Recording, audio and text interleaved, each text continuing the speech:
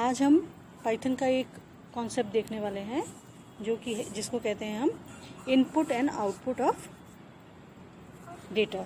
Input का मतलब है कि अगर यूज़र से हमें कोई डेटा लेना हो तो हमारे पास जो कीवर्ड पॉसिबल है वो है इनपुट, INPUT, इनपुट। और अगर हमें स्क्रीन पे कुछ सेंड करना हो तो हमारे पास ऑप्शन है आउटपुट। ये इनपुट और आउटपुट कीवर्ड्स हमने शायद प्रिंट कीवर्ड तो पहले यूज़ किया है हेलो प्रोग्राम में, हेलो वर्ल्ड प्रोग्राम में।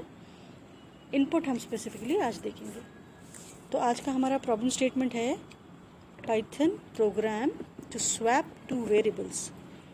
स्वैपिंग टू वेरिएबल्स में मतलब एक वेरिएबल लिया हमने x और एक वेरिएबल लिया y। अब हम ये चाहते हैं कि वेरिएबल x की वैल्यू चली जाए वेरिएबल y में और y की वेरिएबल की वैल्यू चली जाए हमारे x वेरिएबल में। तो इसके लिए हमें क्या करना पड़ेगा, पहले हमें चाहिए दोनों x और y की वैल्यूज़। x और y की वैल्यूज़ हमें किस तरह से मिलेगी, यूज़र से वेरिएबल लेने के लिए हमारे पास जो कीवर्ड है पाइथन में वो है आपका इनपुट। तो मैं ये लिखना चाहूँगी कि वेरिएबल INPUT, इनपुट। क्या इनपुट करें, इनपुट करें किसकी वैल्यू, एंटर x। ठीक है, इसका मतलब क्या हुआ कि हमने सिस्टम को बोला है, पाइथन को बोला है कि इनपुट करना है हमें x की वैल्यू। अच्छा ठीक है, x की वैल्यू अगर इनपुट कर लें तो उसको कहाँ स्टोर करें, कौन से वेरिएबल में स्टोर करें। तो हम इसके आगे लिख देंगे एक variable x is equal to input enter value.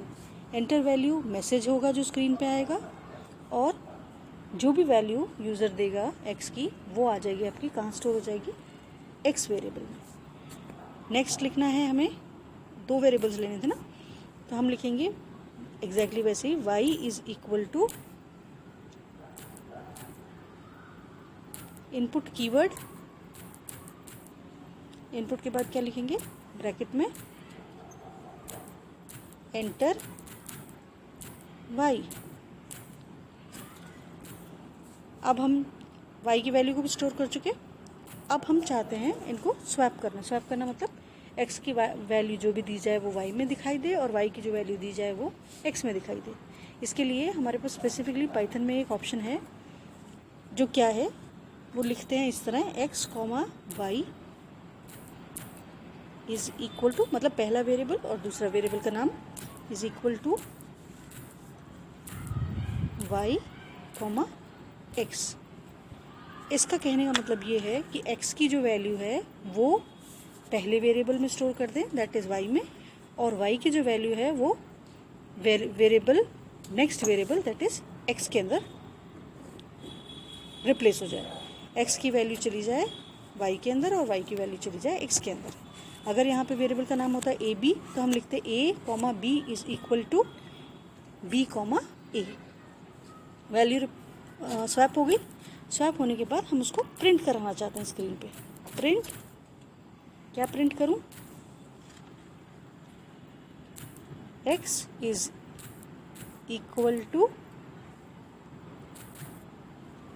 Quotes में लिखूंगी मैं ये,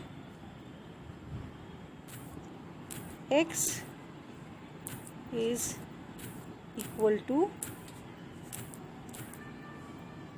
ब्रैकेट क्लोज, कॉमा और x। ये हो गया स्क्रीन पे x प्रिंट कराने के लिए। वैसे ही हमें क्या प्रिंट कराना है स्क्रीन पे,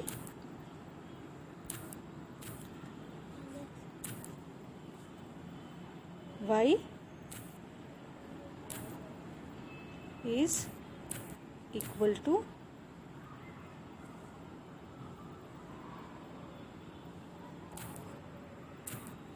y। ठीक है, इस तरह से यूज़र से x और y की वैल्यू ली हमने, x और y की वैल्यू को स्वैप किया और x और y की वैल्यू हमने स्क्रीन पे प्रिंट करा दी। इसका आउटपुट देखें हम,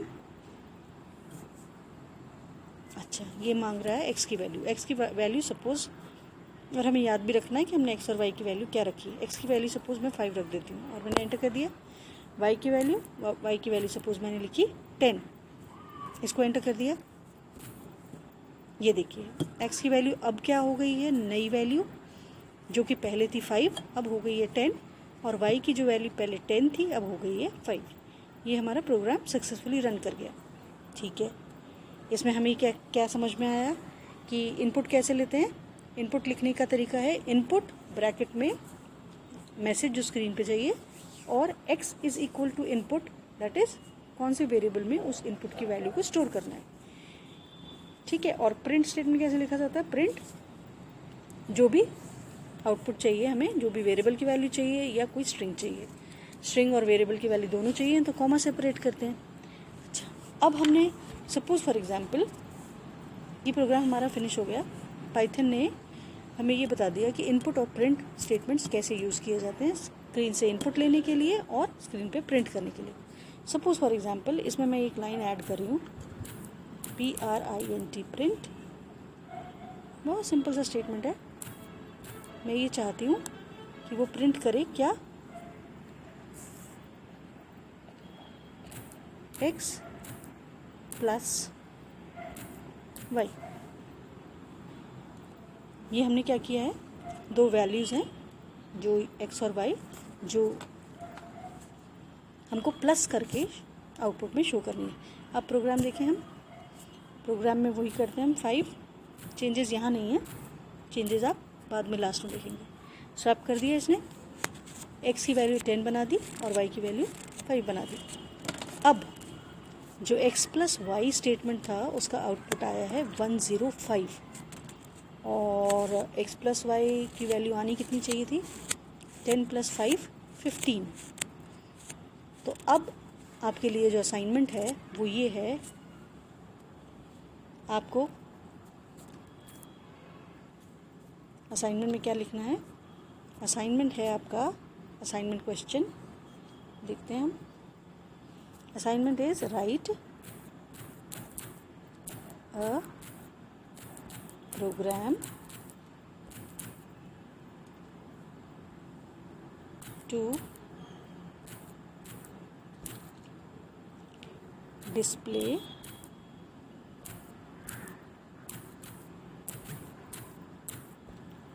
the sum of two variables.